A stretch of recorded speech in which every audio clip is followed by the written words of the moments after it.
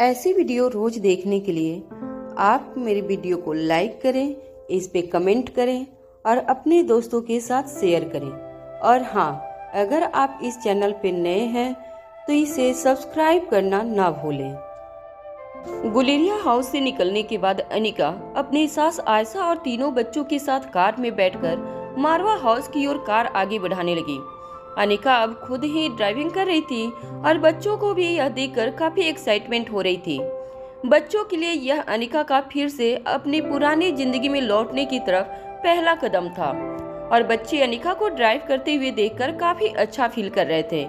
उनको अंदर ही अंदर खुशी हो रही थी कि अनिका धीरे धीरे अब नॉर्मल होने की कोशिश कर रही थी। ये बात अलग थी कि अनिका को अभी तक कुछ भी याद नहीं आया था, पर बच्चों को यकीन था कि धीरे धीरे इसी तरह एक दिन अनिका की याददाश्त वापस आ जाएगी। पिंकी के साथ जो कुछ भी हुआ था, जो कुछ भी बातें हुई थी, वो सारी बातें बच्चे अपनी मम्मा के साथ शेयर करना चाहते थे।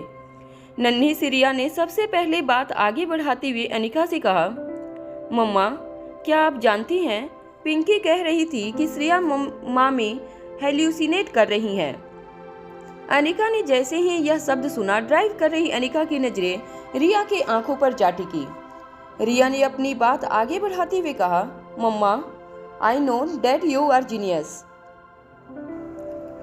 इसलिए तुमसे ऐसी बात करना मेरे लिए काफी ऑकवर्ड है, मगर मैं जानती हूँ कि अभी कुछ कुछ शब्द ऐसे होंगे जो शायद तुम्हारे लिए काफी नए हों। इतना कहने के बाद नन्ही सी रिया ने अनिका को देखा और फिर अपनी बात आगे बढ़ाते हुए कहा, मम्मा, क्या तुम जानती हो हेल्यूसिनेट करने का क्या मतलब होता है? अनिका की हालत अब उस छोटे बच्चे की तरह हो गई थी जिसे हर कोई आकर कुछ न कुछ सिखा कर चला जाता था।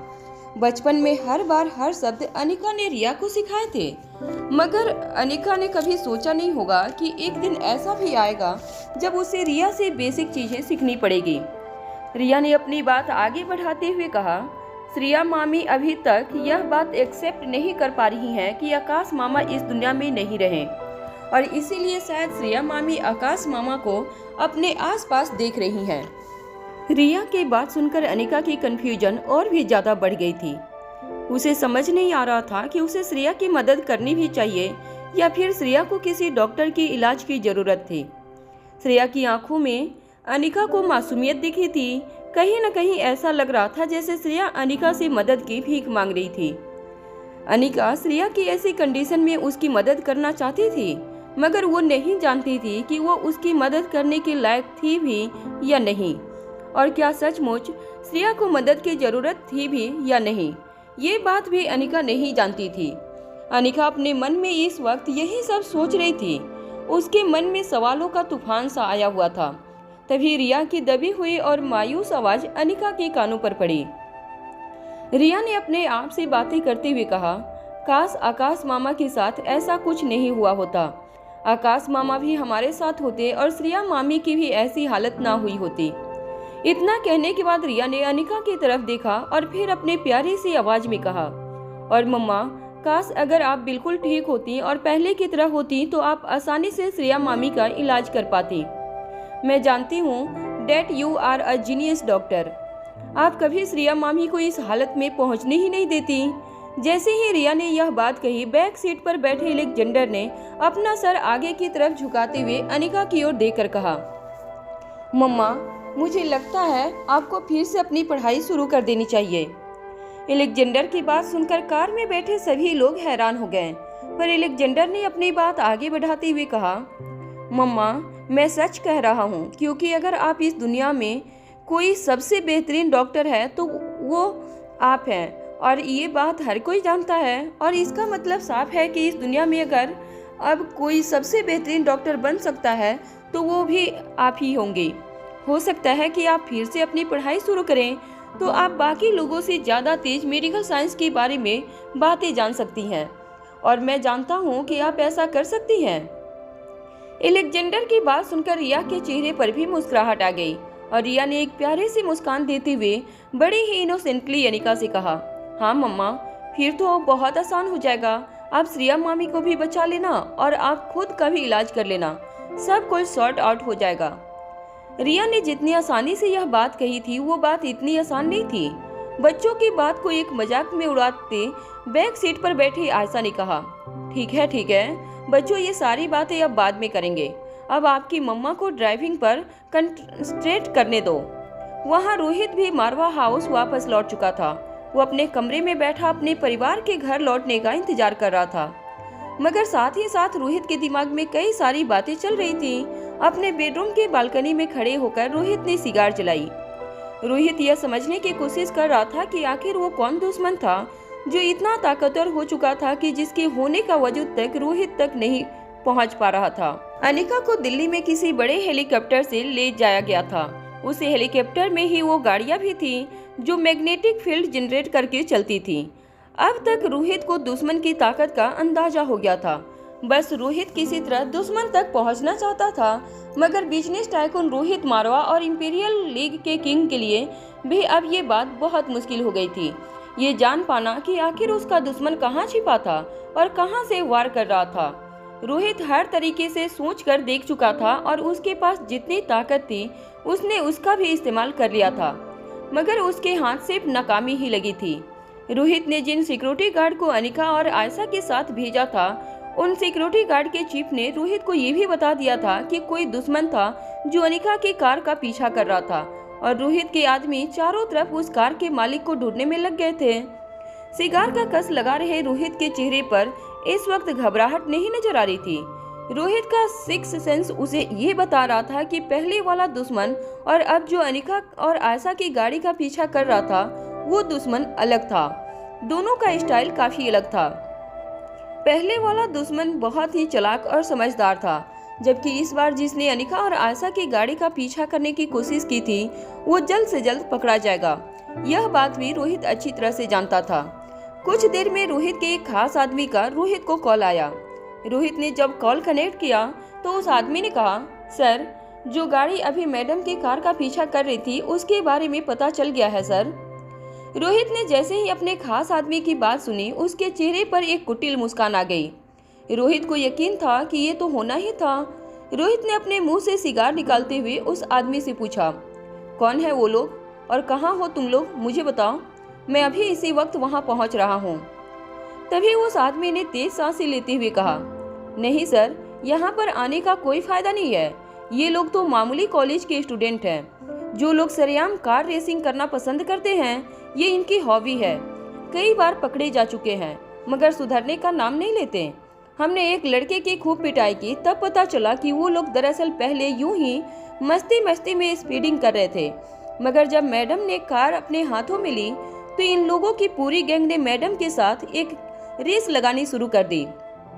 मैडम दिखने में खूबसूरत है, इसलिए सारे आवारा लड़के मैडम का पीछा करके रेस में मैडम को हराने की कोशिश करने लगे, मगर वो लोग खुद भी यह देखकर हैरान थे कि मैडम ने कार इतनी तेज भगाई कि ये सारे के सारे रेस ड्राइवर कई मीटर पीछे छूट गए।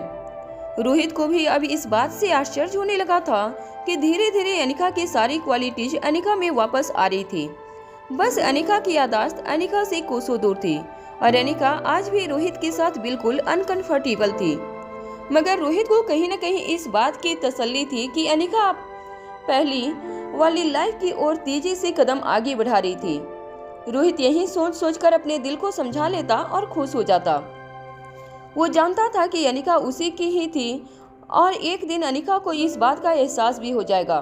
तभी रोहित को एहसास हुआ कि रोहित के कमरे का दरवाजा किसी ने पीछे से खोला था। जब रोहित ने पीछे मुड़कर देखा तो आयशा कमरे के अंदर दाखिल हुई थी। रोहित ने तुरंत अपनी सिगार बुझाई और आयशा की ओर जाने लगा। आयशा ने रोहित से कहा, बच्चे और अनिका घर लौट आए हैं। रोहित, कभी कभी तो ऐसा लगता है कि अनिका बिल्कुल पहले की तरह ही है, वही समझदारी, वही काबिलियत, वही सूझबूझ। बस हैरानी की बात सिर्फ ये है कि उसे अपने बारे में, अपने परिवार के बारे में कुछ याद नहीं। इतना कहने के बाद आयशा ने एक गहरी सांस लेते हुए कहा, रोहित, कभी कभी अनिका इतनी समझदारी वाली बातें करती है कि ऐसा लगता है जैसे अनिका मानो हम सबके साथ कोई बड़ा सा मजाक कर रही हो और अचानक ही हमारी आंखों के सामने चुटकी बजाकर कहेगी कि मैंने तुम सबको बेवकूफ बनाया। हालांकि रोहित भी कई दिनों से यही बात सोच सोचकर परेशान हो रहा था। उसकी समझ में नहीं आ रहा था कि आखिर अनिका की याददाश्त के साथ ऐसा क्या हुआ था जो इतने दिन बीत गए मगर अनिका की याददाश्त लौट कर नहीं आई। रोहित के हाथों में फोन था और उसके आदमी का फोन डिस्कनेक्ट नहीं हुआ था। रोहित ने फोन पर कान लगाया, तब रोहित के खास आदमी ने बात आगे बढ़ाते हुए कहा, सर, कॉलेज के इन लड़कों को छोड़ देता हूँ। रोहित ने बस हल्की सी हाँ कही और फोन डिस्कनेक्ट कर दिया। आयशा रोहित के साथ दोपहर को हुई बात के बारे में डिस्कशन नहीं करना चाहती थी, मगर आयशा भी काफी परेशान थी। वो जानती थी कि अगर दुश्मन ने एक बार हमला करने की कोशिश की है तो वो दोबारा भी जरूर ऐसी कोशिश करेंगे। रोहित की सिक्योरिटी भले ही कितनी भी ज्यादा मजबूत क्यों न हो, मगर एक बार अनिका की किडनैपिंग हो चुकी थी, जिसकी वजह से अब आयशा अपने परिवार की सिक्योरिटी को लेकर काफी घबराई हुई नजर आ रही थी। इसलिए काफी देर तक मन ही मन सोचने के बाद आयशा ने अटकती हुई आवाज में रोहित से कहा, आज दोपहर जिन लोगों ने हमारा पीछा किया था, क्या उनके बारे में? इससे पहले कि आयशा अपनी बात पूरी कर पाती, रोहित ने आयशा से कहा, वो कॉलेज के स्टूडेंट थे जो ऐसे ही रेस लगा रहे थे, और तुम तो अच्छी तरह से जानती हो आजकल के शहर के लड़के कैसे बर्ताव करते हैं। खूबसूरत लड़की को देखकर और ज्यादा एक्साइटेड हो जाते हैं। फिक्र करने की कोई बात नहीं है। मैं अच्छी तरह से जानता हूँ माँ, तुम इस बात को लेकर परेशान हो और तुम्हें इस बात की भी चिंता है कि एक बार अनिका की किडनैपिंग हो चुकी है, मगर मैं तुमसे वादा करता हूँ आगे हमारे परिवार के साथ कभी ऐसा कुछ नहीं होगा। मुझ पर भरोसा रखो माँ। रोहित की बात सुनने के बाद आयशा के चेहरे पर राहत नजर आने लगी। आयशा ने बात बदलते हुए रोहित से कहा, रोहित, क्या लगता है तुम्हें अनिका की हालत कब तक ठीक हो जाएगी? क्या किसी डॉक्टर ने अनिका की याददाश्त जाने का कोई कारण बताया? रोहित ने भी एक गहरी सांस लेते हुए आयशा से कहा, देश विदेश के सारे डॉक्टर्स को अनिका की रिपोर्ट्स भिजवा दी गई है, मगर किसी की समझ में कुछ नहीं आ रहा है। सभी का यही कहना है कि अनिका का इलाज सिर्फ एक डॉक्टर कर सकता है। रोहित के इस बात पर आयशा को काफी उम्मीद नजर आने लगी। आयशा ने रोहित से पूछा, कौन है वो डॉक्टर? उसे मुंह मंगी फीस देकर अभी के अभी बुलाओ। इतना कहने के बाद आयशा अपनी आंखों में एक उम्मीद लिए रोहित के जवाब का इंतजार कर रही थी। कुछ देर खामोश रहने के बाद रोहित ने आयशा से कहा, सभी डॉक्टर का यही कहना है कि अनिका का इलाज डॉक्टर अमृता कर सकती हैं। रोहित की बात सुनकर आयशा के चेहरे पर फिर से मायूसी छा गई। वो अच्छी तरह से जानती थी कि अनिका चाहकर भी खुद का इलाज नहीं कर सकती थी। रोहित के कंधे पर हाथ रखते हुए आयशा ने कहा, बेटा, मैं तुमसे एक बात कहना चाहती हूँ। अनिका धीरे धीरे ये तो समझने लगी है कि हम सब उसके परिवार वाले हैं। वो बच्चों के साथ घुलने मिलने लगी है। मेरे साथ भी काफी घुल मिल गई है, मगर कहीं न कहीं मुझे ऐसा लग रहा है जैसे वो तुमसे दूर होती जा रही है। मैं अच्छी तरह से जानती हूँ कि तुम और अनिका एक दूसरे से कितना प्यार करते हो। तुम्हारे दिल में तो उसके लिए आज भी वही प्यार है, मगर कहीं न कहीं याददाश्त के साथ साथ मुझे अनिका के दिल से तुम्हारे लिए प्यार भी कम होता हुआ नजर आ रहा है। अब तुम्ही को कुछ करना होगा। अनिका के दिल में फिर से वही पुराना भरोसा और प्यार हासिल करने के लिए तुम्ही को कुछ सोचना होगा। आयशा इतना सब कुछ कहने के बाद रोहित के चेहरे को देखने लगी। वो आयशा की बात ध्यान से सुन रहा था और समझ रहा था। तभी आयशा ने आगे कहा, मैं तो कहती हूँ अगर तुम्हें सब कुछ ठीक लगे तो कुछ दिनों के लिए बच्चों और अनिका के साथ कहीं बाहर चले जाओ। तुम जितना वक्त अनिका के साथ गुजारोगे उतने ही तुम्हारी नजदीकियां बढ़ती जाएंगी। रोहित भी जानता था कि कहीं न कहीं आयशा की बात बिल्कुल सही थी। ज्यादा वक्त गुजारने से अक्सर एक दूसरे पर भरोसा बन जाता है और फिर वही भरोसा एक दिन प्यार में बदल जाता है। किसी भी कपल को अपना प्यार बरकरार रखने के लिए एक दूसरे के साथ वक्त गुजारने की बेहद जरूरत होती है, और अनिका का प्यार पाने के लिए रोहित कोई भी कीमत चुकाने के लिए तैयार था। वहां रिया के बेडरूम में अलेक्जेंडर, रिया और आर्यन अनिका के आसपास बैठकर अनिका के साथ पुरानी बातें ताजा कर रहे थे। वो एक बड़ी सी टेलीविजन स्क्रीन पर अनिका को फैमिली वेकेशन और बाकी वीडियोज दिखा रहे थे। एक वीडियो में अनिका और रोहित दोनों स्विमिंग कॉस्ट्यूम में एक 5 स्टार होटल की प्राइवेट विला में एक प्राइवेट पूल में स्विमिंग करते हुए नजर आ रहे थे। रोहित और अनिका एक दूसरे की आंखों में खोए हुए थे। दोनों एक दूसरे के साथ रोमांस कर रहे थे, और ठीक उसी वक्त अलेक्जेंडर ने रोहित और अनिका के प्यार को अपने मोबाइल फोन में कैद कर लिया था।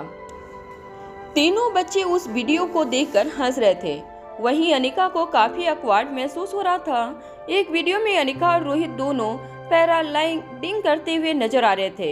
एक छोटी सी मोटर बोट के पीछे एक लंबी सी रस्सी लगी थी और हवा में रोहित और अनिका एक ही पैराशूट में उड़ते हुए नजर आ रहे थे। वहीं बच्चे भी समंदर की लहरों से टकराती हुई मोटर बोट में नजर आ रहे थे।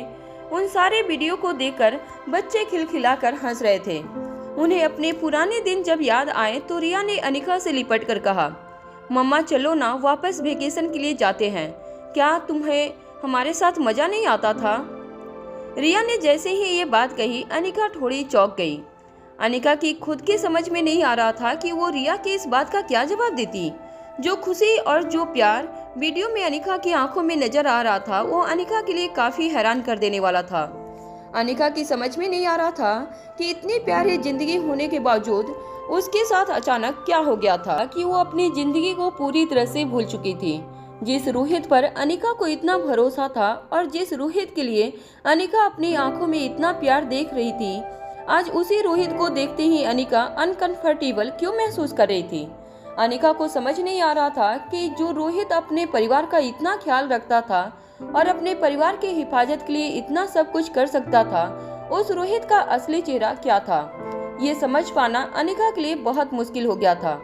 अनिका अपने मन में यही सब सवाल दोहराए जा रही थी। तभी रिया ने प्यार से अनिका के गालों पर हाथ फेरते हुए कहा, मम्मा आप हम सबसे तो दोस्ती कर चुके हैं, मगर क्या आपने कभी सोचा है कि जब से आप घर वापस लौटी हैं तब से लेकर अब तक आपने पापा के साथ बिल्कुल बात नहीं की। पापा आपसे बहुत प्यार करते हैं, पापा आपसे दूर नहीं रह सकते। मम्मा प्लीज आप पापा के साथ भी दोस्ती कर लीजिए और बिल्कुल पहले की तरह उन्हें प्यार करने लगिए। रिया की डिमांड अनिका के लिए काफी अकवर्ड थी। अनिका चाहकर भी रिया की ये डिमांड पूरी नहीं कर सकती थी, क्योंकि एक औरत होने के नाते यह बात बहुत स्वाभाविक थी कि जब तक अनिका को अपने सामने खड़े इंसान पर भरोसा नहीं हो जाता तब तक उसके मन में उसके लिए प्यार और इज्जत नहीं होती। वो उससे नजदीकियां नहीं बढ़ा सकती थी। अनिका ये भी जानती थी कि यह बात पूरी तरह से सच थी कि रोहित ही उसका पति था और उसके तीनों बच्चों का बाप था। होश में आने के बाद शायद कुछ दिनों तक अनिका इस बात पर पूरी तरह से विश्वास नहीं कर सकती थी, मगर तीनों बच्चों की बातें सुनने के बाद अपनी आंखों से अपने अस्तित्व में रोहित के साथ गुजारे हुए पलों को देखने के बाद अब शक की कोई गुंजाइश नहीं रह गई थी। याददाश्त खो चुकी अनिका का दिल अब दो हिस्सों में बढ़ गया था। दिल का एक हिस्सा ये कहता था कि अपने बच्चों की बात मानकर वो रोहित को अपना ले, और दिल का दूसरा हिस्सा रोहित को बिल्कुल अनजान मानकर रोहित से कहीं न कहीं जुड़ने से एतराज जता रहा था। इसी कारण अब अनिका का दिल और दिमाग दोनों ही ऐसी स्थिति में फंस गया था कि अनिका कोई भी फैसला नहीं ले पा रही थी।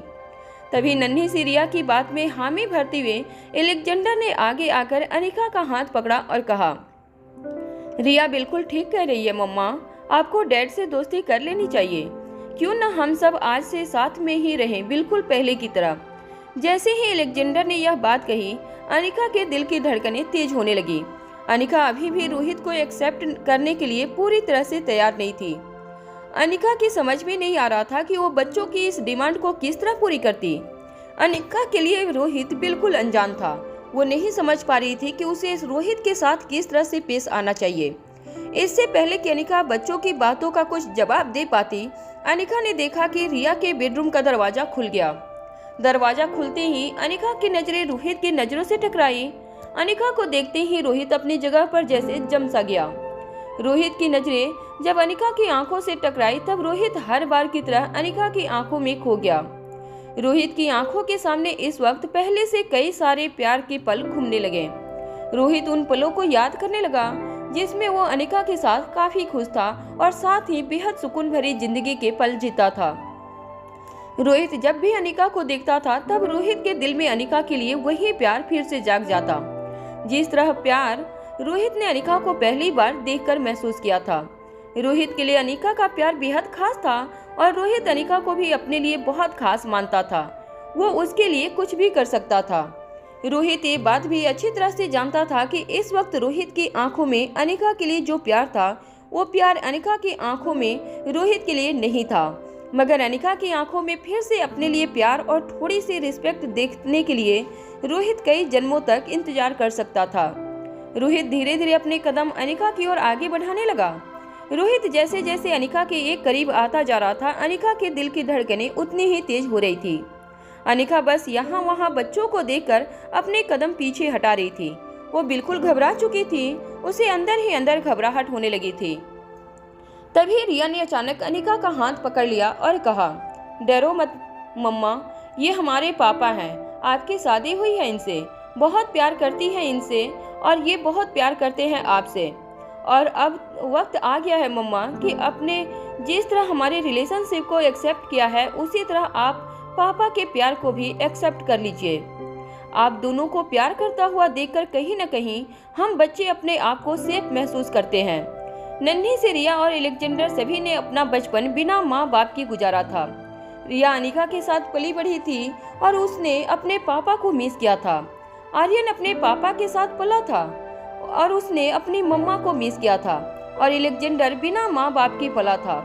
मगर जब किस्मत ने उन पांचों को वापस मिलाया, उसके बाद तीनों बच्चे एक पल के लिए भी अपने माँ बाप से अलग नहीं होना चाहते थे। जब भी तीनों बच्चे अनिका और रोहित के बीच का प्यार देखते, उन्हें एक सेंस ऑफ सिक्योरिटी महसूस होती थी। जिन बच्चों के माँ बाप एक दूसरे से अलग हो जाते हैं, उन पर क्या बीतती थी, यह बात तीनों बच्चे अच्छी तरह से जानते थे। अब तो तीनों बच्चे ये भी जान चुके थे कि आकाश मामा के जाने के बाद उनकी मामी की क्या हालत हुई थी। तीनों बच्चे इतनी कम उम्र में भी प्यार की कीमत अच्छी तरह से समझ चुके थे और वो चाहते थे कि जल्द से जल्द अनिका रोहित को अपना कर फिर से जल्द अपने दिल में रोहित के लिए वही प्यार हासिल करें जो याददाश्त खोने से पहले था, क्योंकि अब एक यही तरीका था सब कुछ ठीक करने का। तीनों बच्चे जानते थे कि एक बार अनिका रोहित के प्यार को एक्सेप्ट कर ले, उसके बाद धीरे धीरे सब कुछ अपने आप ठीक हो जाएगा। शायद इसके बाद बच्चों को इस बात की भी फिक्र नहीं होती कि अनिका की याददाश्त वापस आएगी। जब उनकी माँ बिल्कुल पहले जैसे फैमिली के साथ जुड़कर रहने लगेगी, तो इससे ज़्यादा बच्चों को और कुछ नहीं चाहिए था। रोहित धीरे धीरे अपने कदम अनिका की ओर आगे बढ़ाने लगा, मगर अनिका हिचकिचाकर अपने कदम पीछे ले रही थी। वहीं बच्चों की आंखों में बस अब उम्मीद नजर आ रही थी कि किसी तरह अनिका रोहित के प्यार को एक्सेप्ट कर ले। मगर अनिका के चेहरे पर हैरानी साफ नजर आ रही थी। तभी रोहित की नजर अनिका के चेहरे पर पड़ी। उसने देखा कि अनिका अब पहले से काफी ज्यादा परेशान और घबराई हुई नजर आ रही थी। साथ ही अनिका के हाथ पैर कांप रहे थे। रोहित ने जब ये देखा तो उसे सब कुछ समझ आ गया कि अनिका उससे डर रही है। इस कारण रोहित अचानक अपनी जगह पर चलते हुए रुक गया और अनिका के चेहरे पर परेशानी देखकर धीमी और मीठी आवाज में कहने लगा, डोंट वरी अनिका, जब तक तुम हमारे रिलेशनशिप को एक्सेप्ट नहीं कर लोगी, मैं तुम्हारे प्यार का इंतजार करूंगा। मगर हमारे प्यार को एक चांस देने के लिए क्या तुम मेरी कुछ मदद करोगी? अनिका पूरी तरह से रोहित की बातों को अवॉइड भी नहीं कर सकती थी। कहीं न कहीं अनिका भी चाहती थी कि वो बच्चों की खातिर अपने रिलेशनशिप को एक मौका दे। जो रिलेशनशिप वीडियो और फोटोग्राफ्स में नजर आ रही थी, वही हकीकत थी। ये समझकर अनिका रोहित की ओर अपनी दोस्ती और चाहत के कदम आगे बढ़ाएं। रोहित ने अनिका से पूछा, क्यों ना हम सब एक वेकेशन के लिए जाएं? कई दिन हो गए हैं बच्चों को हम वेकेशन के लिए नहीं ले गए। वेकेशन का नाम सुनते ही तीनों बच्चों के चेहरे पर मुस्कुराहट आ गई। तीनों बच्चे अच्छी तरह से जानते थे कि उनकी एग्जाम्स नजदीक आ रही थी और ये कोई वक्त नहीं था वेकेशन पर जाने का। मगर वो अपने पापा के इस प्लानिंग को रोकना भी नहीं चाहते थे, चाहे इसके लिए उन्हें एग्जाम मिस क्यों न करना पड़े। तीनों बच्चे अनिका की ओर देखकर कहने लगे, चलो ना मम्मा, वेकेशन पर जाएंगे, बड़ा मजा आएगा। तीनों बच्चों की जिद के आगे अनिका जानती थी कि इस बार उसे हार माननी होगी। मगर जैसे ही अनिका रोहित की इस ऑफर को एक्सेप्ट करने के बारे में सोच रही थी, तब अचानक श्रेया का मायूस चेहरा उसकी नजरों के सामने आया। अनिका बहुत ही ज्यादा कंफ्यूज हो गई थी। एक तरफ उसकी फैमिली थी, उसके बच्चे थे जो चाहते थे कि उनके मामा पापा पहले की तरह एक दूसरे से प्यार करने लगे और पहले की तरह खुशी खुशी अपने मम्मी पापा के साथ जिंदगी बिताने लगे। और दूसरी तरफ मासूम और मायूस श्रेया थी जो अपने पति के कातिल को ढूंढना चाहती थी। श्रेया का मकसद अब अनिका को साफ नजर आ रहा था। इस कारण से अनिका की परेशानी अब और भी ज्यादा बढ़ गई थी। श्रेया ने अनिका से कहा था कि किस तरह एक एक करके सारे clients Guleria group of industries से अलग होकर मारवा ग्रुप ऑफ इंडस्ट्रीज से जुड़ रहे थे। श्रेया ने सारे डॉक्यूमेंट्स दिखाए थे अनिका को। अनिका ये बात भी अच्छी तरह से जानती थी कि श्रेया उससे झूठ नहीं बोल रही थी। श्रेया की आंखों में सच्चाई थी। भले ही श्रेया की आंखों में उसे काफी सरसराहट नजर आ रही थी, मगर वह जानती थी कि श्रेया की दिमागी हालत कमजोर थी। अनिका अब तक ये भी जान चुकी थी कि मरने वाला आकाश और कोई नहीं बल्कि उसका भाई था। अपने अस्तित्व को, अपने वजूद को ढूंढ रही अनिका के सामने अब एक बहुत बड़ी कश्मकश थी। एक तरफ एक एक करके तिनका तिनका जुड़ती हुई उसकी फैमिली थी और दूसरी ओर श्रेया की बिखरती हुई जिंदगी। अनिका की आंखों में अभी भी कंफ्यूजन और परेशानी देखकर रोहित ने अपना बढ़ा हुआ हाथ वापस खींच लिया। रोहित की आंखों में एक छोटे बच्चे की मायूसी नजर आ रही थी, जो चाहता था कि जिस तरह बच्चों को अपनी माँ का प्यार मिला था उसी तरह उसे भी अपना प्यार वापस मिल जाए। अनिका की आंखों में वह अपनी पत्नी को ढूंढ रहा था, मगर इस वक्त अनिका की आंखों में उसे अनजानेपन से अलग और कुछ नहीं दिखाई दे रहा था। रोहित धीरे धीरे अपना हाथ पीछे लेने लगा। तभी रोहित को एहसास हुआ कि उसके हाथों पर किसी ने अपना हाथ रखा था। रोहित के हाथों पर अचानक गर्माहट महसूस होने लगी। इस बार जब रोहित ने अपनी नजरें उठाकर देखा तो अनिका ने रोहित का हाथ पकड़ा था। अनिका की आंखों में अभी भी कश्मकश नजर आ रही थी। उसकी आंखों में काफी कंफ्यूजन थी। अनिका अपने बच्चों की ओर देख रही थी। रोहित ने जब बच्चों की ओर देखा तो पाया कि बच्चों के चेहरे पर मुस्कान लौट आई। बच्चे एक साथ अपने हाथों को हवा में उछालकर अनिका से लिपट गए। तीनों बच्चे अनिका से लिपट गए थे। तीनों बच्चे एक के बाद एक अनिका को थैंक्स कहने लगे।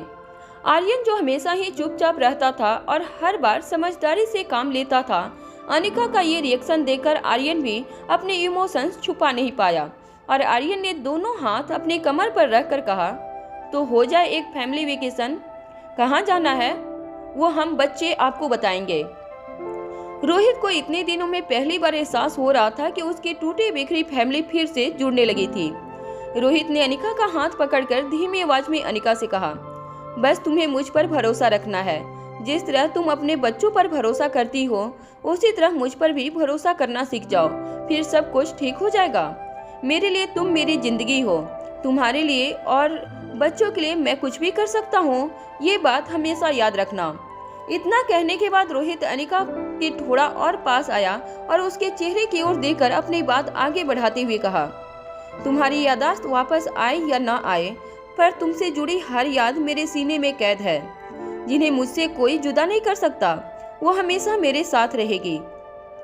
रोहित इतना सब कहने के बाद चुप हो गया। वो अनिका को देखने लगा।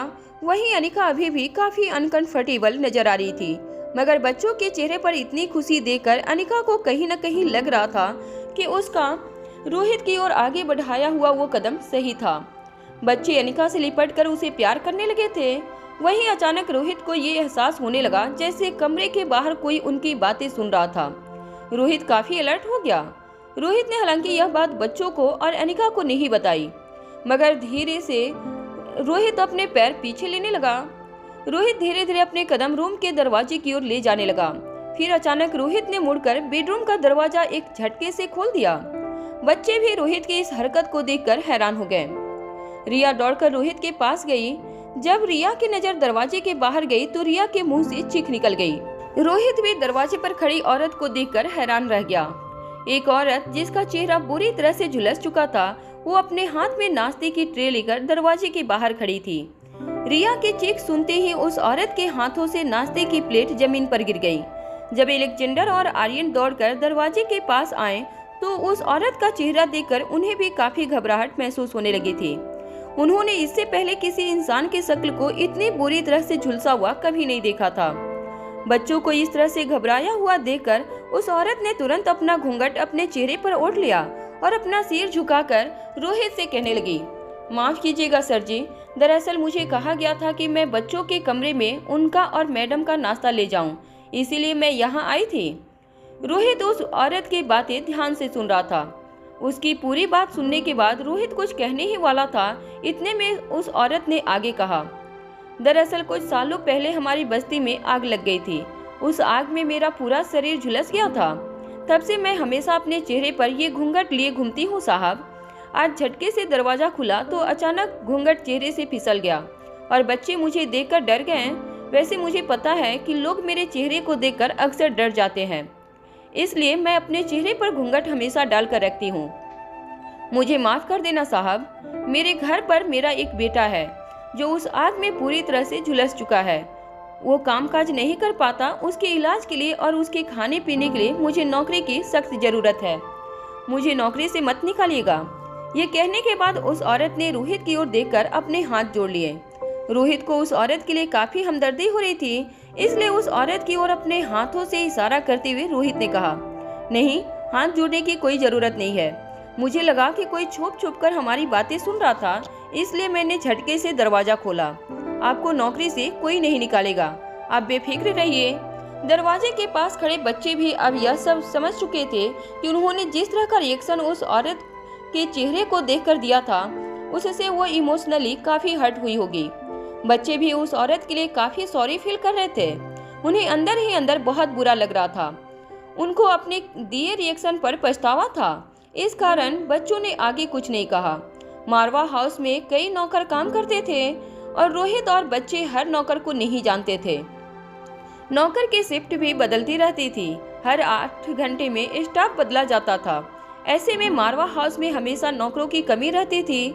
हेड सर्वेंट हमेशा अपने से नीचे वाले सर्वेंट्स की अपॉइंटमेंट करता और पुराने नौकर जो काम छोड़कर चले जाते, उसकी जगह एक नए नौकर को वही अपॉइंट करता था। मारवा हाउस में काम करने वाले हर नौकर की आइडेंटिफिकेशन अच्छी तरह से चेक की जाती थी, इसलिए रोहित भी अच्छी तरह से जानता था कि उसके घर में काम करने वाला हर नौकर घर की सेफ्टी और सिक्योरिटी को ध्यान में रखते हुए अपॉइंट किया जाता था। जमीन पर गिरी हुई प्लेट को देखकर उस औरत ने रोहित से कहा, साहब, सारा का सारा नाश्ता खराब हो गया, मैं अभी दूसरा नाश्ता लेकर आती हूँ। यह कहने के बाद उस औरत ने जमीन पर गिरी प्लेट्स को अपने ट्रे में रखा और जमीन पर नीचे फैला नाश्ता साफ करने लगी। नाश्ता साफ करने के बाद वो औरत ट्रे पकड़कर अपना सिर झुकाकर वहां से चली गई। अनिका बस पीछे खड़ी दरवाजे पर चल रही बातों को सुन रही थी। दरवाजा बंद करने के बाद रोहित अनिका की ओर मुड़ा और बच्चों के कंधों पर हाथ रखकर कहने लगा, चलो बताओ बच्चों, कहाँ जाना है हमें वेकेशन के लिए? रिया ने कहा कि हम स्विट्जरलैंड चलते हैं। वहीं आर्यन ने कहा कि नहीं, हम ऑस्ट्रेलिया जाएंगे। तो वहीं एलेक्जेंडर ने कहा कि नहीं, हम इस बार अफ्रीका जाएंगे। वहाँ के जंगल सफारी में हम अलग अलग प्राणियों से मिलेंगे। इसके बाद तो जैसे ही पूरे कमरे में एक अलग ही माहौल हो गया था। तीनों बच्चे अपना अपना पॉइंट प्रूव करने के लिए अपनी अपनी फेवरेट जगह पर जाने के रीजंस बताने लगे। अनिका और रोहित दोनों ही मुस्कुराते हुए बच्चों की आर्गुमेंट सुन रहे थे। तभी अचानक अनिका की नज़र रोहित पर पड़ी। रोहित बच्चों की ओर देखकर बड़ी ही मासूमियत से मुस्कुरा रहा था। बच्चों को इस तरह प्यार से लड़ते झगड़ते देखकर रोहित के चेहरे पर जो मासूमियत नजर आ रही थी और जो खुशी नजर आ रही थी, उसे देखकर अनिका मन ही मन सोचने लगी कि क्या श्रेया ने रोहित के बारे में जो कुछ भी कहा था वो सब सच था या उसके मन का कोई वहम। बच्चे आपस में आर्गुमेंट कर रहे थे। तभी अचानक अनिका रोहित की ओर मुड़ी और कहने लगी, रोहित, मैं तुमसे कुछ बात करना चाहती हूँ। रोहित अनिका को देखकर हैरान हो गया था। हैरानी के साथ साथ रोहित को इस बात की खुशी भी हो रही थी कि आज इतने दिनों बाद पहली बार अनिका रोहित के साथ बात करना चाहती थी। सबसे ज्यादा अनिका की याददाश्त चली गई थी। तब से लेकर अब तक अनिका ने रोहित के साथ ना तो कोई बात की थी और ना ही रोहित के साथ अपने दिल की कोई बात शेयर की थी। आज पहली बार अनिका रोहित के साथ कुछ बात करना चाहती थी। ये बात ही रोहित के लिए उसके दिल में खुशी और अपनी फैमिली रिवॉर्डिंग की उम्मीद जगाने के लिए काफी थी। रोहित मुस्कुराकर अनिका की ओर देखने लगा और रोहित ने बड़ी ही धीमी और पोलाइट आवाज में अनिका से कहा, हाँ, चलो हम बालकनी में चलकर बात करते हैं। बच्चे आपस में आर्गुमेंट करने में बिजी थे। तब रोहित और अनिका बालकनी में चले गए। अनिका बालकनी में पहुंचने के बाद मन ही मन कुछ सोचने लगी। रोहित अनिका को फोर्स नहीं करना चाहता था कोई भी बात जल्दी से बताने के लिए। रोहित जानता था कि अनिका रोहित के साथ खुलकर बात करने में काफी अनकंफर्टेबल थी, इसलिए रोहित भी उसे वक्त देना चाहता था। कुछ देर बालकनी में यहाँ वहाँ घूमते हुए अनिका ने मन ही मन कुछ सोचा और फिर अचानक रोहित की ओर मुड़कर कहा, हम वेकेशन से जब वापस लौटेंगे तब मैं Guleria group of industries join करना चाहती हूँ। मैं श्रेया के साथ कुछ दिन रहना चाहती हूँ। अनिका की यह डिमांड सुनकर रोहित के होश उड़ गए। उसकी समझ में नहीं आ रहा था कि अचानक अनिका इस तरह की डिमांड क्यों रख रही थी। हालांकि रोहित अनिका की इस बात से काफी हैरान था, मगर वो जानता था कि इस वक्त वो अनिका को किसी भी बात के लिए रोक नहीं सकता था। ना तो अनिका बिजनेस करना जानती थी और ना ही अनिका इस वक्त उस हालत में थी कि वो श्रेया की कुछ मदद कर सके। मगर फिर भी अनिका ने कई दिन बाद अपने दिल की फीलिंग्स रोहित के साथ शेयर की थी और वो रिलेशनशिप के इस नए मोड़ पर अनिका को अनकंफर्टेबल नहीं करना चाहता था। रोहित धीरे धीरे अनिका का भरोसा जीतना चाहता था। अगर ऐसे वक्त पर अनिका को कोई चीज करने के लिए रोहित मना करता तो शायद अनिका का भरोसा नहीं जीत पाता। रोहित के पास और कोई चॉइस नहीं थी। रोहित इस वक्त अपने बारे में ना सोचकर अनिका के बारे में सोचना चाहता था। इस कारण उसने खुद को समझा लिया था। रोहित ने खुद को समझाने के बाद बस हाँ में अपना सिर हिलाकर अनिका से कहा, ठीक है, जैसा तुम ठीक समझो। तभी अचानक अनिका की नजर मारवा हाउस की बालकनी के ठीक सामने एक बड़े से पेड़ पर पड़ी। उस पेड़ की चोटी पर एक बड़ा सा गरुड़ बैठा हुआ था जो अनिका को घूर घूर कर देख रहा था। अनिका ने जब उस गरुड़ की आंखें देखी तो अनिका की आंखें बड़ी हो गई। ये वही गरुड़ था जो कुछ दिनों पहले मारवा हाउस के टेरेस गार्डन में नजर आया था और जिसे देखकर सारे बच्चे डर गए थे। अनिका उस गरुड़ को देखते ही पहचान गई। अनिका ने जो बात कही थी उसे मानना चाहिए या नहीं, यह बात रोहित की समझ में नहीं आ रही थी। अनिका ने अचानक ही रोहित के सामने ऐसी बात करके रोहित को हैरान कर दिया था। रोहित बस कुछ देर तक बिना पलके झपकाए अनिका को देखता रहा। एक तरफ रोहित अनिका की डिमांड को लेकर काफी हैरान था और दूसरी तरफ अनिका उस पेड़ पर बैठे गरुड़ को देखकर हैरान थी। गरुड़ का इस तरह से अनिका की ओर देखना, बार बार मारवा हाउस में दिखाई देना, यह सब कुछ काफी अजीब था। जब रोहित ने देखा कि अनिका एक जगह पर लगातार घूर रही थी तो रोहित ने भी अनिका जहां देख रही थी वहां अपनी नजर घुमाई। जब रोहित ने पेड़ पर बैठे गरुड़ को देखा तो रोहित भी हैरान हो गया। रोहित ने इससे पहले भी गरुड़ का जिक्र लाइफ केयर हॉस्पिटल के टेरेस पर सुना था और आज गरुड़ मारवा हाउस के गार्डन में एक बड़े से पेड़ की चोटी पर दिखाई दे रहा था। दिल्ली जैसे शहर में गरुड़ का होना काफी अजीब था और उससे भी ज्यादा अजीब बात यह थी कि बार बार गरुड़ अनिका की हाजिरी में दिखाई देता था। अनिका जिस तरह से गरुड़ को देख रही थी उसे देखकर रोहित को काफी ज्यादा आश्चर्य हो रहा था। रोहित ने धीमी और दबी हुई आवाज में अनिका से पूछा, अनिका, यह गरुड़ बार बार तुम्हें क्यों दिखाई दे रहा है? अनिका के पास भी इस सवाल का कोई जवाब नहीं था। अनिका बस काफी हैरान होकर गरुड़ को देखती रही। ऐसा लग रहा था जैसे अनिका पेड़ पर बैठे गरुड़ की बॉडी लैंग्वेज समझने की कोशिश कर रही थी और हैरानी की बात यह थी कि अनिका काफी हद तक गरुड़ की बॉडी लैंग्वेज को समझ पा रही थी। अनिका ने रोहित की ओर देखकर कहा, मुझे लगता है वह गरुड़ आसमान में उड़ने वाला है। इतना खतरनाक शिकारी पक्षी अनिका को क्यों बार बार दिखाई दे रहा था, यह बात भी रोहित की समझ में नहीं आ रही थी। रोहित और अनिका ने जब दोबारा उस पेड़ की ओर देखा तो गरुड़ वहां से गायब हो चुका था। रोहित ने तुरंत अपनी नजरें आसमान में घुमाई, मगर आसमान में बाकी छोटे पंछी तो नजर आ रहे थे, मगर इतना बड़ा गरुड़ जो अपने पंख फैलाए तो कम से कम एक बड़ी सी कार की साइज का नजर आए, वह गरुड़ आसमान में कहीं नजर नहीं आ रहा था। रोहित यह देखकर चौंक गया कि अचानक गरुड़ इतनी तेजी से कहाँ गायब हो गया। अनिका भी काफी हैरान नजर आ रही थी। अनिका के चेहरे पर हैरानी देखकर रोहित ने अनिका से पूछा, क्या हुआ अनिका, क्या सोच रही हो तुम? कुछ देर तक अपने मन ही मन में कुछ सोचने के बाद अनिका ने रोहित से कहा, वो गरुड़ मुझे यह बताने आया था कि मैं खतरे में हूँ। अनिका की यह बात सुनकर रोहित के होश उड़ गए। वो समझ नहीं पा रहा था कि एक गरुड़ किसी इंसान को इस तरह सिग्नल कैसे दे सकता था और अनिका उस गरुड़ की बातें कैसे समझ पा रही थी। रोहित फिर से आसमान में अपनी नजरें घुमाने लगा, मगर आसमान में गरुड़ कहीं नजर नहीं आ रहा था। रोहित के दिल की धड़कनें अब तेज होने लगी थी। रोहित की टेंशन ज्यादा बढ़ गई थी। रोहित एक अनजान साए का पीछा कर रहा था। अपने परिवार को बचाने के लिए रोहित किसी भी हालत में अंधेरे में छुपे दुश्मन को ढूंढना चाहता था, मगर अनिका ने आज रोहित से जो बात कही थी उसने रोहित को पूरी तरह से हिला दिया था। रोहित की समझ में नहीं आ रहा था कि वह गरुड़ कहाँ से आया था। क्या वह गरुड़ कोई ट्रेंड गरुड़ था या एक आवारा पंछी जो भूले भटके मारवा हाउस के आंगन में घुस आया था? मगर साथ ही साथ रोहित यह भी सोच रहा था कि एक तो दिल्ली शहर में गरुड़ का दिखना एक बहुत ही अजीब बात है और बार बार अनिका के सामने गरुड़ का आना उससे भी ज्यादा अजीब बात थी। अगर दुश्मन इंसान होता तो रोहित अपने पावर का इस्तेमाल करके अपनी टीम की मदद से उसे पकड़ सकता था, मगर जब दुश्मन इंसान हो ही ना हो, उस अनजान चमत्कारी ताकत से अपने परिवार को कैसे बचाए, यह बात तो बिजनेस टाइकून रोहित के लिए भी बहुत डरावनी थी। जो गरुड़ मारवा हाउस में अनिका को चेतावनी देने आया था, वह खुले आसमान में बाकी पंछियों से कई ज्यादा ऊपर उड़ान भर रहा था। उस गरुड़ को देखकर ऐसा लग रहा था जैसे वह किसी मिशन पर था। अपने बड़े बड़े पंख हवा में फैलाते हुए गरुड़ ने एक और ऊंची उड़ान भरी। गरुड़ बाकी पंछियों से कई ज्यादा दूरी बनाकर रखता था। गरुड़ की नजर कहीं फीट नीचे जमीन पर अपने शिकार पर रहती थी और शिकार पर नजर पड़ते ही गरुड़ ऊंचे आसमान से छलांग लगाते हुए सीधे जमीन की ओर आता और शिकार पलक झपके उससे पहले ही गरुड़ उसे अपने ताकतवर पंजों में दबोचकर आसमान की ऊंचाई में ले जाता। मगर इस गरुड़ की आंखों में ना तो भूख नजर आ रही थी और न ही शिकार को ढूंढने की ख्वाहिश। वह बस अपने लक्ष्य तक जल्दी से जल्दी पहुंचना चाहता था। लगातार गरुड़ ऊंचे आसमान में उड़ान भरता हुआ एक पेड़ के बाद एक शहर, नदी, समुद्र पार करता गया। कई बार आसमान का रंग बदला तो कई बार नीचे जमीन पर नजर आने वाले दृश्य बदलते गए। कभी ऊंचे ऊंचे बिल्डिंग, कभी खेत खलियान, तो कभी मीलों दूर तक दरिया ही दरिया। लगातार कई घंटे तक उड़ान भरने के बाद गरुड़ एक बड़े से टापू पर अपनी उड़ान कुछ धीमी करने लगा।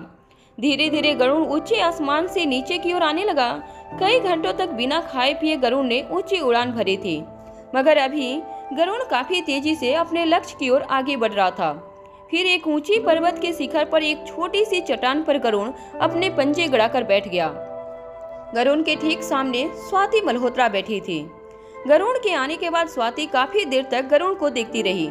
ऐसा लग रहा था जैसे गरुड़ और स्वाति एक दूसरे के साथ बातें कर रहे थे। गरुड़ स्वाति को कोई इन्फॉर्मेशन दे रहा था और स्वाति बड़े ही ध्यान से गरुड़ की हर बात सुन रही थी। बूढ़े बाबा स्वाति को इस तरह देखकर स्वाति से पूछने लगे, कैसी है अनिका मैडम? जैसे ही बूढ़े बाबा ने यह सवाल पूछा, स्वाति ने अपना एक हाथ हवा में उठाते हुए उन्हें बीच में ना बोलने का इशारा किया। बूढ़े बाबा के चेहरे की झुलसी हुई झुर्रियां कुछ कुछ कम होने लगी थी। झुलसे हुए चेहरे पर अब जलने के निशान काफी कम होने लगे थे। बूढ़े बाबा का चेहरा इतनी बुरी तरह से जला था कि उनकी आंखें भी नजर नहीं आती थी किसी को।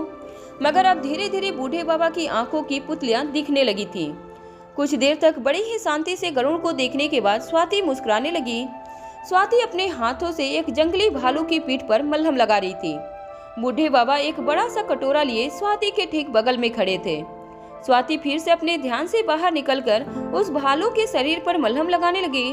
जब बूढ़े बाबा को यकीन हो गया कि स्वाति अपने ध्यान से बाहर निकल गई थी, तो फिर से अपना सवाल पूछते हुए बूढ़े बाबा ने कहा, क्या मैं जान सकता हूँ कि कैसी है अनिका मैडम? बूढ़े बाबा का सवाल सुनकर स्वाति ने बूढ़े बाबा के हाथों में जो बड़ा सा कटोरा था उसमें से थोड़ा सा मलहम हाथों में लिया और भालू के पीठ पर फिर से उसे लगाने लगी। बूढ़े बाबा के सवाल का जवाब देते हुए स्वाति ने कहा, क्या तुम जानते हो, इंसान की सबसे बड़ी दुश्मन उसकी अपनी ताकत होती है। इस भालू को देख लो, शिकार का पीछा कर रहा था, अचानक एक छोटी सी चट्टान से गिर गया। देखो इसे कितनी चोट लगी है। इसे सिर्फ इसलिए चोट लगी है क्योंकि इसका शरीर काफी ताकतवर और वजनदार है। इसकी वजह से एक छोटी सी चट्टान से अगर कोई बिल्ली गिरी होती तो उसे जरा से भी चोट नहीं लगती।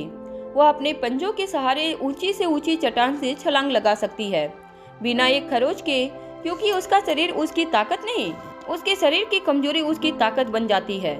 और इस भालू का शरीर उसके लिए उसकी सबसे बड़ी ताकत है और यही ताकत उसकी सबसे बड़ी कमजोरी बन जाती है। जैसे जैसे स्वाति भालू के जख्मों पर मलहम लगा रही थी, भालू की आंखों में नींद बढ़ती जा रही थी। भालू के बारे में यह मशहूर होता है कि वो कई कई महीनों तक अपने आप को खाने पीने से दूर रखकर सो सकता था, और अगर भालू जागने पर आए तो कई कई महीनों तक अपने बच्चों के लिए शिकार ढूंढ सकता था। मगर इस वक्त भालू की आंखों में नींद सिर्फ इसलिए आ रही थी क्योंकि जो मलहम स्वाति भालू के जख्मों पर लगा रही थी वो एक किस्म का सेडेटिव था जो जंगल में जंगली पत्तियों से बनाया गया था। उस छोटे से पर्वत पर कई जानवर एक तरह से लाइन लगाकर खड़े थे। ऐसा लग रहा था जैसे वो सारे जानवर स्वाति के अस्पताल में अपना अपना इलाज करवाने आए थे। सब अपने नंबर के आने का वेट कर रहे थे और स्वाति बारी बारी से सबको ट्रीट कर रही थी। बूढ़े बाबा के चेहरे पर आग के झुलसने के निशान भी सिर्फ इसलिए कम हो रहे थे क्योंकि स्वाति उनकी ट्रीटमेंट कर रही थी। भालू की मलहम पट्टी करने के बाद एक स्वाति हर जानवर और पक्षी के पास जाकर कुछ देर तक उनकी आंखों में आंखें डालकर देखती और फिर एक एक कर उनका इलाज करना शुरू कर देती। स्वाति के पीछे पीछे स्वाति की मदद करते हुए बूढ़े बाबा भी चल रहे थे। बूढ़े बाबा ने कुछ देर बाद स्वाति से पूछा, मैडम, क्या आपकी बेटी अनिका मैडम अपने परिवार को कभी पहचान नहीं पाएंगी? स्वाति ने एक लंबी सांस छोड़ते हुए बूढ़े बाबा से कहा, मैंने तुमसे कहा ना, हर इंसान की ताकत ही उसकी सबसे बड़ी दुश्मन होती है और अनिका की ताकत उसका परिवार। जैसे ही बूढ़े बाबा ने स्वाति मल्होत्रा की यह बात सुनी, वह हैरान हो गए। उनकी समझ में नहीं आ रहा था कि स्वाति क्या कहना चाहती थी और गरुण ने स्वाति को ऐसी क्या बात बताई थी कि स्वाति इस तरह की बात कर रही थी कि अनिका का परिवार ही उसका सबसे बड़ा दुश्मन है। बूढ़े बाबा अपने आप को बेबस और लाचार महसूस कर रहे थे। उन्हें गरुड़ की और बाकी जानवरों की साइन लैंग्वेज नहीं आती थी। वो नहीं समझ पाते थे कि गरुड़ ने स्वाति को क्या इन्फॉर्मेशन दी थी। स्वाति भी बूढ़े बाबा की परेशानी उनके चेहरे पर पड़ रही थी। स्वाति ने बूढ़े बाबा के अनकहे सवालों का जवाब देते हुए कहा, अनिका की बाहरी जंग अब उसके भीतर की हो गई है। यादाश्त जा चुकी है, मगर खतरा भी टला नहीं। सवाल बदल गए हैं, मगर परीक्षा भी वही की वही है। जिन सारी बातों से मैं जूझी थी, अब अनिका को भी उन सारी बातों से जूझना पड़ेगा। आने वाला वक्त अनिका की जिंदगी का सबसे मुश्किल वक्त होने वाला है। अब तक तो जंग अनिका लड़ती आई थी। वो जंग अनिका की जिंदगी में आने वाली मुश्किलों के सामने बहुत छोटी जंग थी।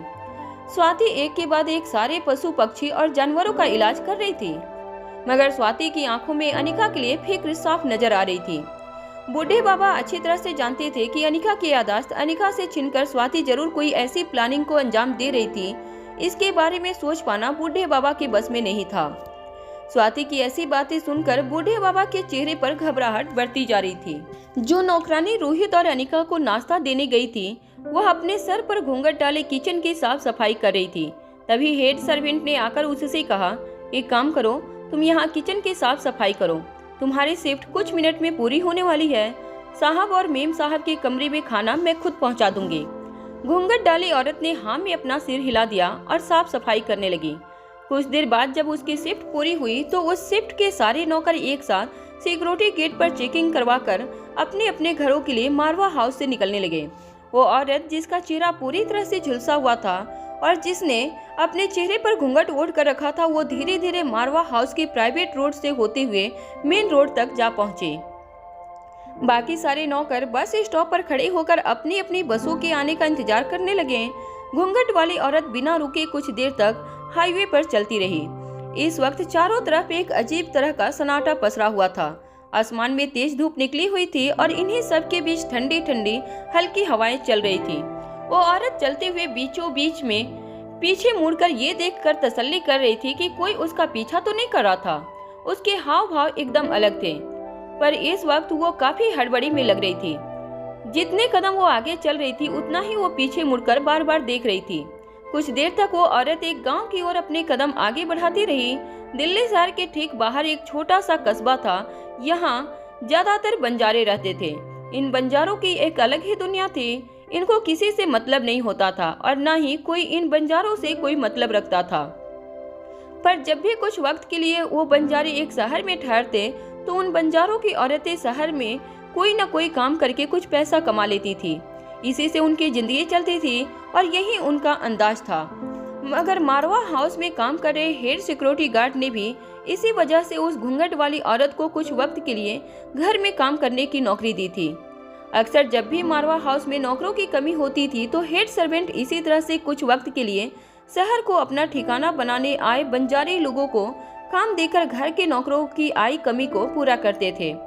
वो औरत धीरे धीरे बंजारों के कस्बे की ओर अपने पांव आगे बढ़ा रही थी, मगर तभी अचानक एक मोड़ पर बने एक छोटे से टेलीफोन बूथ के पास जाकर वो औरत रुक गई। टेलीफोन बूथ पर एक दुकानदार कुछ जरूरत के सामान को बेचने के साथ साथ एक छोटा सा टेलीफोन बूथ भी चलाता था। जिन लोगों के पास आज भी मोबाइल नहीं था, वो लोग जरूरत पड़ने पर उसकी टेलीफोन का इस्तेमाल किया करते थे। टेलीफोन बूथ को देखकर उस औरत ने अपने आसपास देखा। आसपास कोई नहीं था और ना ही दूर दूर तक कोई नजर आ रहा था। उस औरत को जब पूरी तरह से सब कुछ सही लगा तो वो दुकानदार के पास गई। दुकानदार के पास जाते ही उस औरत ने अपने हाव भाव नरम कर लिए ताकि किसी को कुछ शक न हो। उस औरत ने दुकानदार के सामने कुछ सिक्के रखे और टेलीफोन का रिसीवर उठाकर एक नंबर डायल किया। कुछ देर तक उस नंबर पर रिंग बजती रही। फिर अचानक से किसी ने कॉल रिसीव किया। तभी एक दूसरी औरत की आवाज उसके कानों पर पड़ी। उस औरत ने कहा, महिला सेवा केंद्र, कहिए मैं आपकी क्या सहायता कर सकती हूँ। उस औरत की बात जैसे ही फोन करने वाली घूंघट वाली औरतों के कानों पर पड़ी, उसने धीमी और दबी हुई आवाज में कहा, हम जिंदा हैं एक मकसद के लिए। उस औरत ने ये बात इतनी धीमी आवाज में कही थी ताकि दुकानदार उसकी इस बात को सुन न सके। उसने जो बात टेलीफोन पर सामने वाली औरत से कही थी वो एक तरह का कोड वर्ड था जिससे दोनों एक दूसरे को पहचान सके। कोड वर्ड सुनते ही उस औरत ने फोन होल्ड पर रख दिया। कुछ देर तक घूंघट वाली औरत को फोन पर म्यूजिक सुनाई देने लगा। तभी उस घूंघट वाली औरत ने देखा कि दुकानदार उसे ही देख रहा था। उसे फोन पकड़े काफी वक्त हो गया था। तभी उस घूंघट वाली औरत को लगा कि वो दुकानदार उससे कुछ कहने वाला था। ये देखते ही उस घूंघट वाली औरत ने कुछ सिक्के और निकाले और दुकानदार के सामने रख दिया। इसके बाद वो वापस फोन का रिसीवर पकड़कर खड़ी हो गई।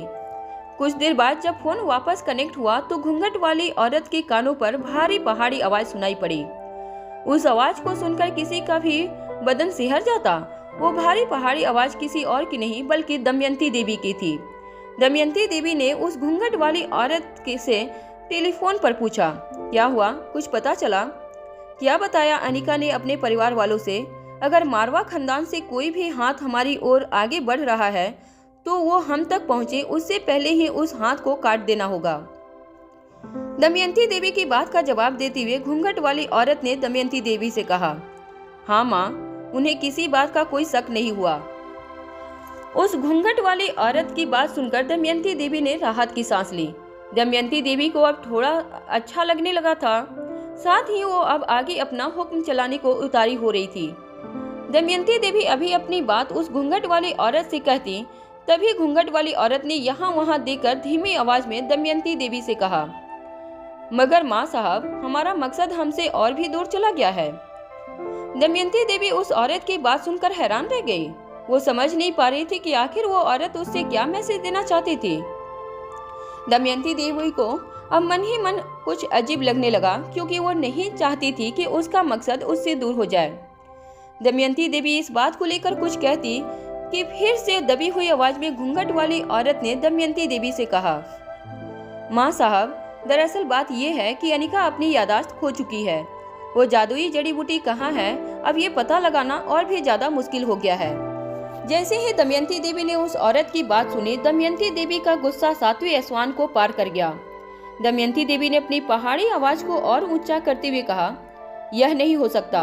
वो जादुई जड़ी बूटी हमें इस दुनिया की सबसे ताकतवर संस्था बना सकती है। किसी भी हालत में जादुई जड़ी बूटी हमारे हाथ लगनी ही चाहिए।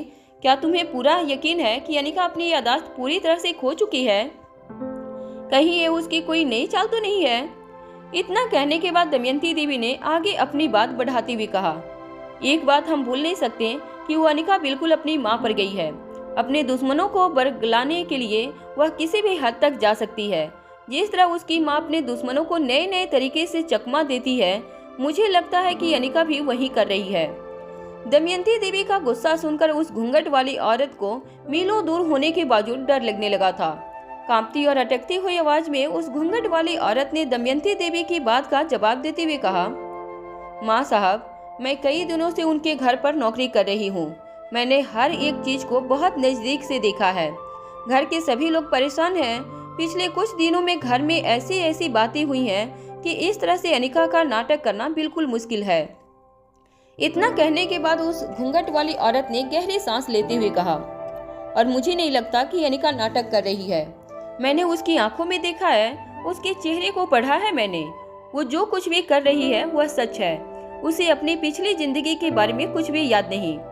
उस घूंघट वाली औरत की बात का दमयंती देवी ने जवाब देते हुए कहा, अगर उसे अपनी पिछली जिंदगी के बारे में कुछ याद नहीं है तो वो जादुई जड़ी बूटी को भी भूल चुकी होगी। उसे यह भी याद नहीं हुआ कि उसने जादुई जड़ी बूटी को कहाँ छुपा कर रखा है। और मैं ये बात भी अच्छी तरह से जानती हूँ कि दुश्मनों से उस जादुई जड़ी बूटी को बचाने के लिए उसने उस जादुई जड़ी बूटी को किसी ऐसी जगह पर छुपाया होगा जिसे आसानी से ढूंढ पाना बेहद मुश्किल है।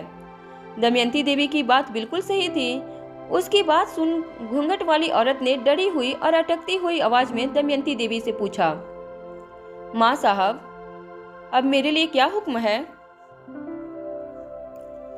उस घूंघट वाली औरत की बात पर कुछ देर तक फोन पर खामोश रहने के बाद दमयंती देवी ने उस औरत से कहा, तुम और कुछ दिन वहीं पर रहो, मगर एक बात याद रखना कि अगर तुम पकड़ी गई या किसी को भी शक हुआ तुम पर, तो तुम्हें क्या करना है तुम अच्छी तरह से जानती हो। इसका उस घूंघट वाली औरत ने जवाब देते हुए कहा, हमारी जिंदगी का एक ही मकसद है। इस जवाब में वे सारी बातें शामिल थी जो घूंघट वाली औरतों को दमयंती देवी ने सिखाई थी। अगर कोई भी घूंघट वाली औरतों के असली वजूद के बारे में पता करता है तो तभी के तभी घूंघट वाली औरतों को अपनी जान दे देनी होती थी। दमयंती देवी की बात पूरी होने के बाद उस औरत ने टेलीफोन का रिसीवर रख दिया और बंजारों की बस्ती की ओर आगे बढ़ गई। अब वो औरत काफी शांत और रिलैक्स नजर आ रही थी। उसे जो कहना था वो कह चुकी थी। दमयंती देवी ने जो आखिर में कहा था वो बात घूंघट वाली औरत मन ही मन याद किए जा रही थी। वहाँ मारवा हाउस में बच्चे बहुत एक्साइटेड थे। वो अपने माँ बाप के साथ वेकेशन पर जाने वाले थे। अनिका की जब किडनैपिंग हुई थी तब बच्चे काफी ज्यादा मायूस हो गए थे। उन्होंने कभी सोचा नहीं था कि इतनी जल्दी उनकी जिंदगी में खुशियाँ वापस लौट आएंगी। तीनों बच्चों के बीच काफी आर्गुमेंट हुई और उसके बाद ये तय हुआ कि पूरा परिवार छुट्टियां मनाने के लिए उस जगह पर जाएंगे जहां पर उन सब की मुलाकात पहली बार हुई थी। वो सब वक्त बिताने के लिए मनाली जाने वाले थे। मनाली वो जगह थी जहां पर अनिका और रोहित की पहली बार मुलाकात हुई। रिया और आर्यन की पहली बार मुलाकात हुई। अनिका और रोहित की पूरी फैमिली की कई यादें जुड़ी थी मनाली के साथ। साथ ही साथ रोहित ये भी अच्छी तरह से जानता था कि मनाली वो जगह थी जहां अनिका की कुछ कड़वी यादें जुड़ी थी। अनिका को भी बच्चों की ये बात बहुत पसंद आई थी। मनाली से जुड़ी यादों के साथ साथ रोहित यह भी अच्छी तरह से जानता था कि अगर अनिका को ज्यादा से ज्यादा अपने पुराने दिनों की याद दिलाई जाए तो हो सकता है उसे अचानक एक दिन सब कुछ याद आ जाए। पुरानी जिंदगी से अनिका को वापस जोड़ने के लिए अनिका को पुरानी जिंदगी का माहौल दिखाना बेहद जरूरी था। बच्चों के साथ वेकेशन की जगह तय करने के बाद रोहित अभी अनिका के कंधों पर हाथ रखकर कुछ कहने ही वाला था। इतने में उसे एहसास हुआ कि अनिका थोड़ी अनकंफर्टेबल नजर आ रही थी। ये देखते ही रोहित ने अनिका के कंधे से अपना हाथ हटाते हुए कहा, अनिका, मनाली वो जगह है जहां तुम मुझे पहली बार मिली थी। मुझे मेरी जिंदगी की सबसे खूबसूरत भेंट मनाली ने दी है। मनाली के साथ हमारी कई सारी यादें जुड़ी हैं। कुछ अच्छी हैं और कुछ बुरी, कुछ मीठी हैं तो कुछ कड़वी। क्या तुम्हें मनाली के बारे में कुछ याद है? अनिका अच्छी तरह से जानती थी कि चाहे उससे कितने भी सवाल पूछे जाएं, हर सवाल पर उसके पास एक ही जवाब था। उसे अपनी पिछली जिंदगी के बारे में कुछ नहीं पता था। अनिका काफी हैरानी से रोहित की आंखों में आंखें डालकर देखने लगी। रोहित की आंखों में अब उसे अपने लिए प्यार के साथ साथ उम्मीद भी नजर आने लगी थी। बच्चे भी बहुत खुश नजर आ रहे थे। अनिका एक बात समझ गई थी कि इस खुशी का और इस उम्मीद का एक ही मतलब था कि मनाली के साथ अनिका का कोई गहरा रिश्ता था।